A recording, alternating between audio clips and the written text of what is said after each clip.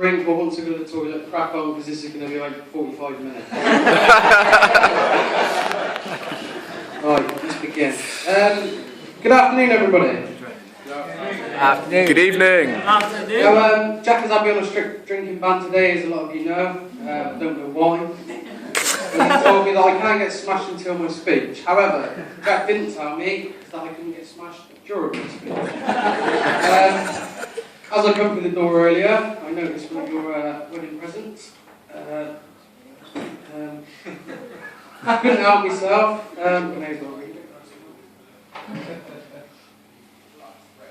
Jack and Emma, congratulations on your big day. Love all down at the Swingers Club.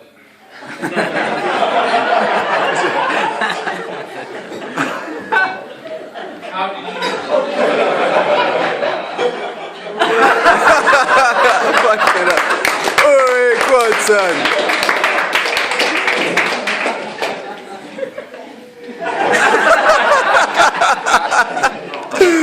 Oh, shit. Before I start, before I undertake the customary duty of providing Jack with an uncomfortable few minutes, it's part of the official duty of the best man to thank Jack on behalf of the bridesmaids, Amy and Natasha, for their kind words, and for having them play a part of this really special day.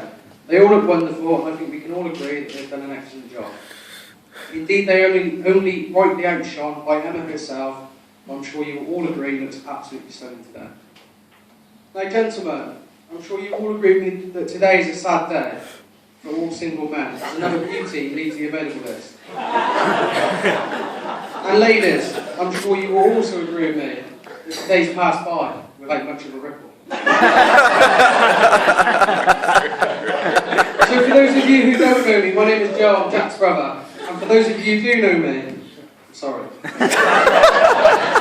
My full name is actually Joe, would you like a drink, mate, David. So for those of you I meet in the bar later, I'd prefer it if you could use my full name. Now this is the first time I've been best man. However, I will certainly try my best today, as Jack has promised me that if I do a good job, I can be best man at his next wedding too.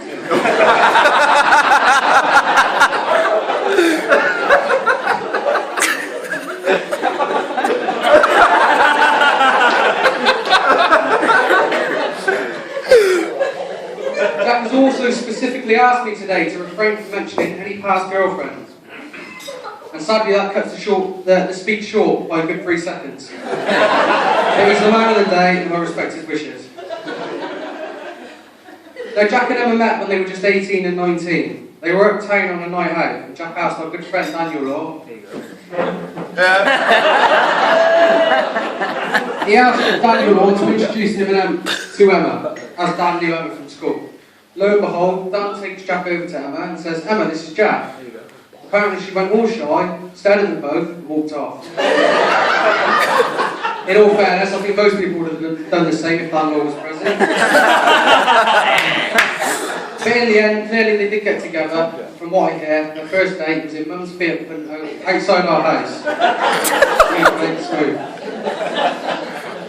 I already knew Emma from school before Jack and Emma met. Always thought she was a friendly, bubbly, lovely person and always knew they would go the distance. It was about 2 years ago now that Jack and Emma decided that they had enough of Gloucester and they were to move to London to start their new lives together.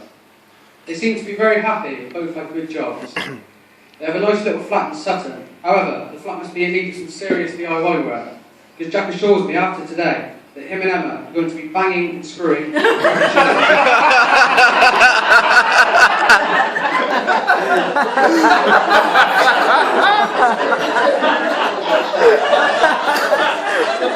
Sorry.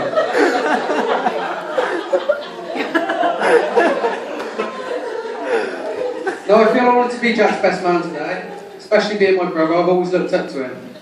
Saying that, I've always looked up to everyone. I was quite surprised when he asked me, to be honest. In fact, I have no idea why he's asked me at all. The only reason I can come up with is because we still sit and play FIFA together every night over the internet when the girls have gone to bed. If I'm honest, I didn't have a clue to start with this speech. I did manage to find loads of ready prepared best man speeches on the internet, but sadly, none of them were about a couple of Jack and Emma. So unfortunately, it was down to me after all. All this research on best man speeches led me to discover that according to tradition, I'm supposed to sing Jack's praises and tell you all about his many good points. But sadly I can't sing, I won't lie. Apparently the best man's job consists of 2 tasks. The first being able to make sure that Jack got here on time, smart and sober. And also by making sure his hair was in order. In all fairness, Jack's hair isn't too bad these days. It's quite an improvement on some of the stupid hairstyles he's had over the years. Ranging from his curtains and to the famous Alice band he used to wear thinking he was David Beckham. The second task is getting 5 minutes to rip the groom apart and reveal some of the embarrassing things Jack has managed to get away with in his bachelor years. So I will now do the best to give him the most uncomfortable 5 minutes of his life. As later on this evening, Emma will also be receiving the most uncomfortable 5 minutes of her life. Courtesy of Jack himself in the hotel suite. Alright, 5 minutes is being a bit generous.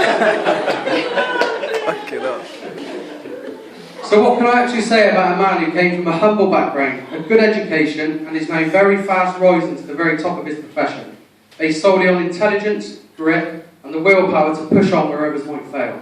A man who was beginning to distinguish himself amongst the rest, and when no one can say a bad word about him. Anyway, today isn't about me.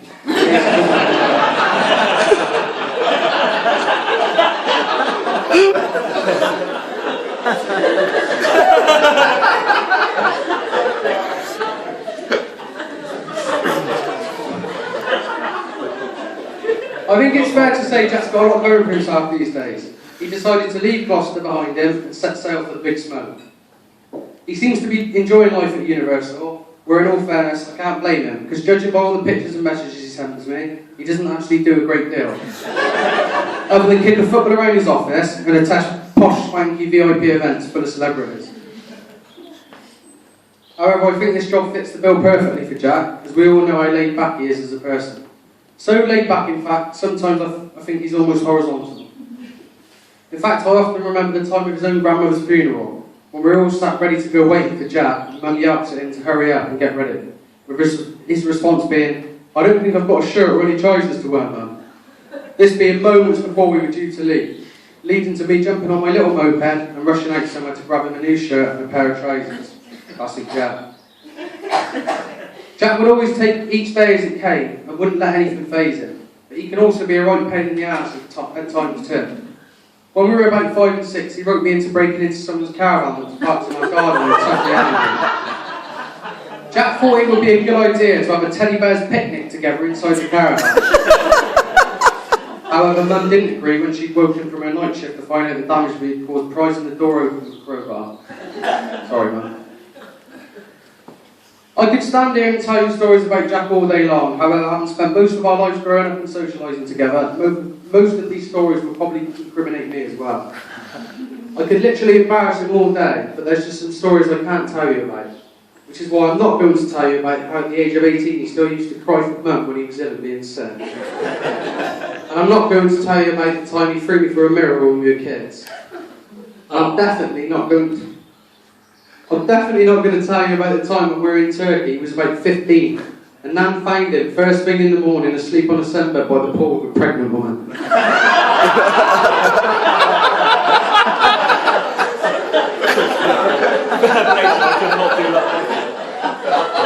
Don't worry, Emma. Jack assured us afterwards that he was still a virgin,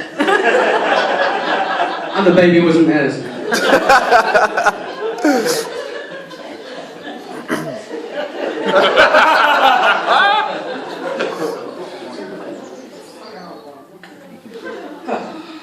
Like most brothers, we've always had our fair share of the old sibling rivalry. We always used to try and beat each other up. We always used to try and get each other into trouble. We've certainly had our fair shares of ups and downs. I remember back to times when a pretty petty argument would arise from nowhere. I would call Jack ugly and he'd probably normally call me a midget. And we'd normally end up running to Mum in tears. But sure enough, the next day, Jack would drop me an email from work and we'd soon make up and go for a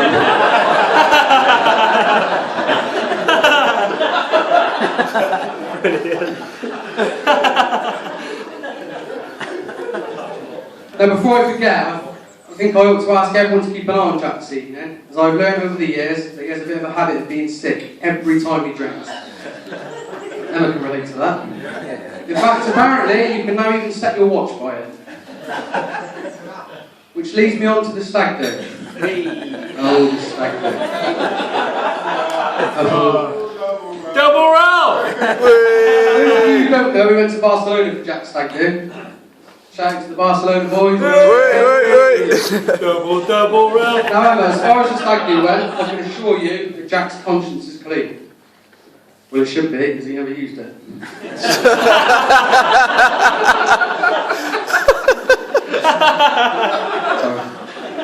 Now, I know that what happens on a stag do stays on a stag do, so unfortunately I'm not going to tell you any horrendous stories. I'm just going to say it was a weekend I think Jack and the rest of us will remember for the rest of our lives. However, we dressed Jack up on the Friday and the Saturday, but unfortunately, and luckily for Jack, I did have my phone stolen in Barcelona, or lost it, I don't know, either way, in which I had taken all of these photos of Jack wearing his fancy dress. However, rather unlucky for Jack, that the rest of the lads didn't have their phone stolen. A big thanks to Clarky for what's about to come. So here we have it, in front of you should be an envelope. If I could ask you all to open the envelope, you will find a few more envelopes inside.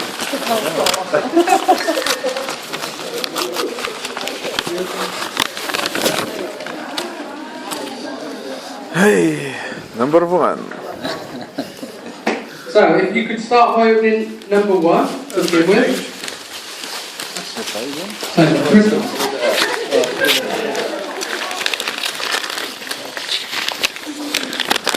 And here you will see that is very clearly ranked. I said this is supposed to be embarrassing, but I think Jack enjoyed this one a bit too much. When he was in the airport, he was walking around shaking his pom-poms all over the place. But yeah, that was what he wore to the airport on his way to Barcelona. If you could now please open envelope number 2.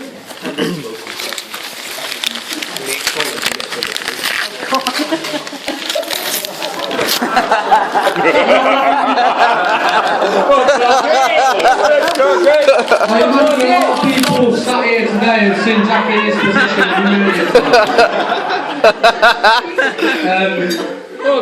to be fair, I don't think we've been in Barcelona for longer than 2 hours. Why his socks are hanging off like that. The state he was in after about 2 hours of a ride, been in Barcelona. If you could now all please reveal envelope number 3. Yeah, but Bill lost the song, I thought we were going to use it. Oh, I got that one, wasn't it? In this envelope, you will see Jack dressed on his second day as Superman and with his revealing see-through clothes. Crazy. Yay! Shake that ass, girl. The funny thing is, I remember on Saturday morning, Jack was still in bed and I delivered his outfit whilst he was sleeping. He come down ready to go out for the day wearing a pair of boxer shorts under his pants. And everyone just saw, looked at him and said, yeah, nice try, mate. So yeah, he got the marching orders back up the stairs to remove his boxer shorts.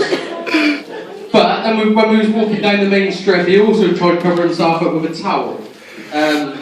Big Boy Sue resolved this issue by taking the towel from Jack. No one argued with Big Mike.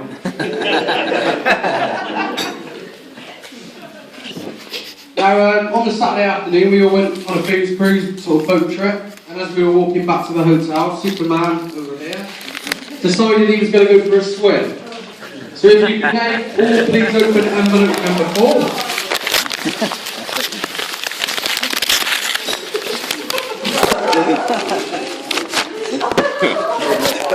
This was a main road and a main roundabout. As you can see, wow, yeah, I don't need to say anything.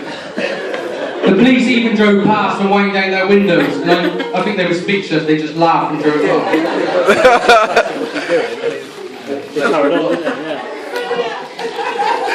Now I've got one more photo to show you. I think this was taken on the way back to the airport. Jack was in a right. In all fairness, probably the worst I've ever seen him hungover.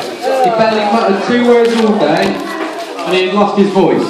Oh, was that my picture? He just kept blubbering at the front of the coach. Joe, leave me sit. Joe, we need to pull over, mate. Yeah, that oars in as well. It's all over the However, unfortunately for Jack, we were on a motorway. The driver eventually pulled over, and if you could all know, you've all opened that number 4. This is Jack yet again chucking his guts up. Just as we arrived at the airport. In all fairness, most of the weekend involved Jack chucking his guts up. Let's just say I think you've done enough for this. So I just want to thank all the lads, Suts, Ackers, Mitch, Tam, the Snake, Ray, Nick, Rachel and DJ, and last but not least, Tom Jones. For those of you that don't know, Lewis spent his whole weekend doing Tom Jones impressions. So yeah, thanks to you all for coming on the stag do and making it such a great weekend. I'll put some money behind the bar. Later on, all the stag do, we'll get together and have a vodka and lemonade. So. Hey! You know what? Right, now I just want to share with Jack 6 bits of wisdom that I found on the internet. Number 1, never go to bed on an argument. Always stay up and argue. Number 2, the best way to remember your anniversary is to forget it once. Number 3, always remember these 2 little words. Yes, dear. And number 4, in times of trouble, remember these helpful words. Women are meant to be loved, not understood. Right, now number 5. Now all the couples in here today, can they please face each other and stare into one another's eyes? Seriously? One of the knackers. All the couples please stare at each other.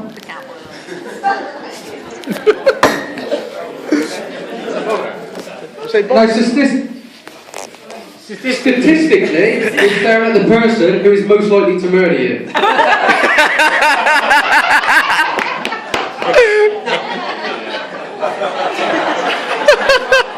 And now number 6, most importantly, always get on with your mother-in-law. I haven't spoken to Rachel's mum for 18 months. Not because I don't like her, I just don't like to interrupt her.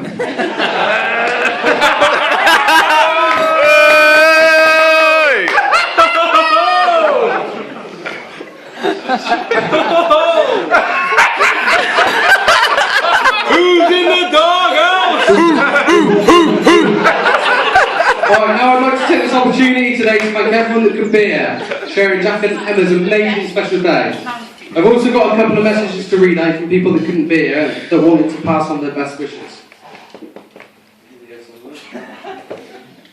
Right, the first one's, Dear Jack, sorry we couldn't make your special day, but find it too emotional losing such a special guy such as yourself. We will see you all again soon, from all the girls down at the Fancy Palace.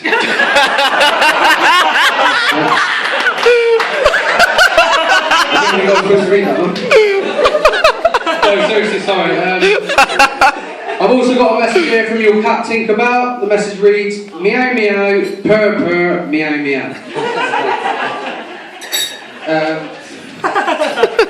Cheers, Sharon. I've got one more that reads, this is serious now. Congratulations on your wedding day. Sorry we couldn't be with you on your special day.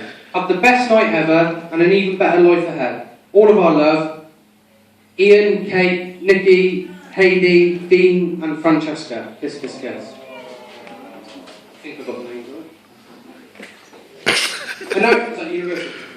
People from Jack's work. And now it gives me a great pleasure to ask you all to raise your glasses for some very important people. Without them here today, the day would just not be the same. So would you please all raise your glasses to the bar staff.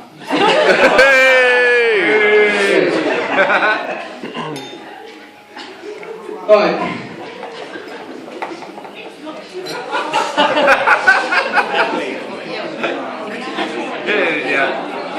Right. Now Emma is such a lovely person, she deserves a good husband, a caring, loving husband, someone who will look after her and cherish her. Jack should be on your knees thanking God you married her before she found one there. No, seriously though, Jack, you are really lucky. You will leave here today having gained a wife that is warm, loving, caring, a wife who is entertaining, funny, intelligent, and who radiates beauty wherever she goes. And Emma, how lucky you are. You leave here today having gained a gorgeous dress and a bouquet of flowers.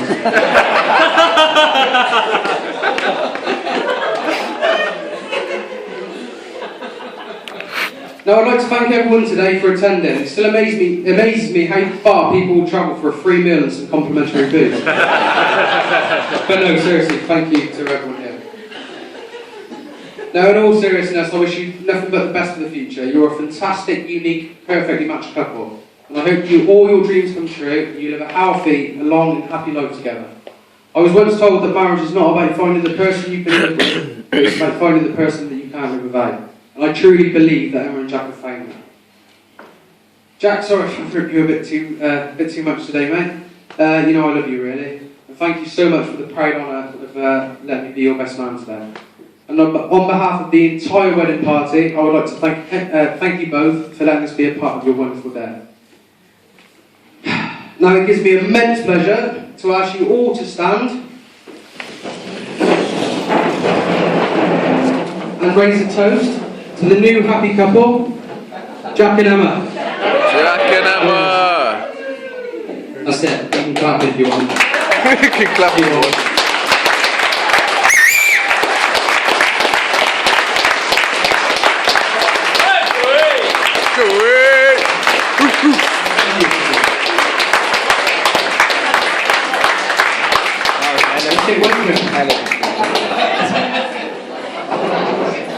Thank you.